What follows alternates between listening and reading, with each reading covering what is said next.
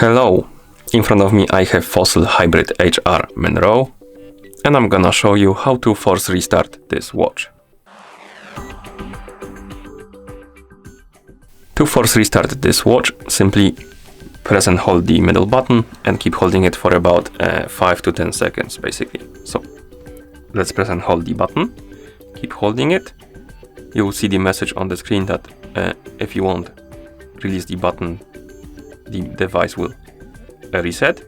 So keep holding the button until the watch vibrates and you will see the home screen, the current watch face. Basically, when you see the home screen, it means that the force restart is complete, and that's how you force restart this device. Thank you for watching. If you found this video helpful, please consider subscribing to our channel and leaving the like on the video.